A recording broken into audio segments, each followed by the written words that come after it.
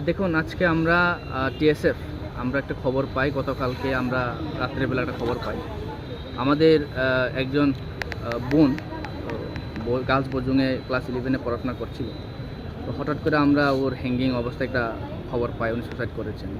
এখন আমরা অর্গানাইজেশন থেকে এসে আমরা ওর গার্জিয়ানের সাথে দেখা করি এবং আমরা পিএসেও গিয়েছিলাম, পিএসে গিয়েছিলাম উমেন্সে।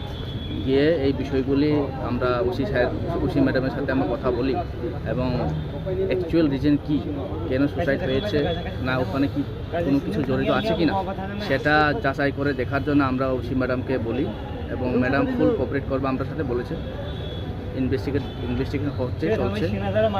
আজকে একটা বিষয় হচ্ছে, আমরা আমাদের টিএসএফ থেকে আমরা অনেক দুঃখিত যে আমরা আমাদের বোনকে আমরা হারালাম, যার একটা স্বপ্ন ছিল সমাজের জন্য এবং নিজের ভবিষ্যতে কিছু না কিছু একটা হওয়ার একটা স্বপ্ন থাকতেই পারে। তিনি ওর সেই স্বপ্নটা পূরণ হলো না, ওটার জন্য আমরা অনেক দুঃখিত। আজকে ঘটনা হচ্ছে, আমরা সবাই বিশেষ করে আমরা আমাদের ত্রিপুরা যারা আমরা বিভিন্ন গ্রাম থেকে এসে আমরা টাউনে এসে বসবাস করি এবং পড়াশোনা করছি, আমাদের গার্জিয়ানের বিশেষ করে আমাদের প্যারেন্টসদের এটা ঠিক করা দরকার যে আমরা আমাদের ছেলে মেয়েদেরকে টাউনে পাঠাচ্ছি পড়াশোনার জন্য, ঠিক করে পড়াশোনা করছে কি না সেটা কিন্তু আমাদের যাচাই করার প্রয়োজন। এবং গার্জিয়ান কেউ না কেউ একজন যদি সঙ্গে থেকে পড়াশোনা করায় সেটা আরও ভালো, কারণ ছেলেমেয়েরা হাতে মোবাইল থাকবে এবং বন্ধুবান্ধবদের সাথে চলাফেরা করবে, কোনো না কোনো সাথে জড়িত হয়ে যেতে পারে। এবং ছেলে মেয়েদের মাইন্ড এখন তো উঠতি বয়স ওদের, তো অনেক কিছুর সাথে জড়িত হয়ে যেতে পারে। তো তাতে সেই জিনিসগুলি থেকে আমরা বাঁচিয়ে কীভাবে নিয়ে আসতে পারবো সেটা কিন্তু গার্জিয়ানের দেখার বিষয়। তো আজকে আমরা একটা বোনকে হারালাম, আমরা চাই ভবিষ্যতে যাতে আমরা আর কোনো আমাদের ছেলে মেয়েদের আমরা না হারাই, সেটার জন্য আমাদেরকে সবাই মিলে অ্যাওয়ারনেস করা দরকার।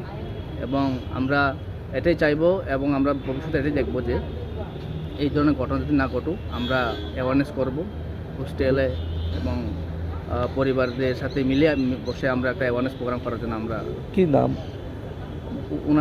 ওর নাম হচ্ছে ঈশা ত্রিপুরা। বয়স কত? বয়স আনুমানিক 17 হবে। বাবার নাম কিছু জানা? বাবার নামটা অ্যাকচুয়ালি আমার কাছে এখন নেই। বাড়ি দুমাছড়া। থাকে কোনখানে? থাকে ও গার্লস বোজুং স্কুলের সামনেই, লাল বাহাদুরি।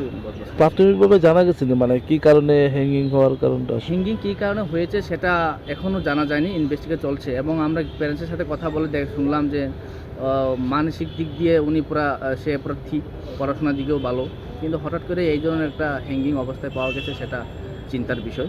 সেটা আজকে আমরা ওসি ম্যাডামের সাথেও বললাম, তো ম্যাডাম বললো যে এটা ইনভেস্টিগেট করবে, সুসাইড হয়েছে কি না, নাকি ওর সাথে কোনো কিছু জড়িত আছে। সে কতদিন ধরে থাকে এখানে? সম্ভবত ক্লাস 8-এ সে স্কুলে অ্যাডমিট হয়েছিল। একেই থাকতো এখানে? একেই থাকে, আর তার মা কোনো সময় আসে। আপনার নামটা? Manish Debbarma, TSF Agartala town committee.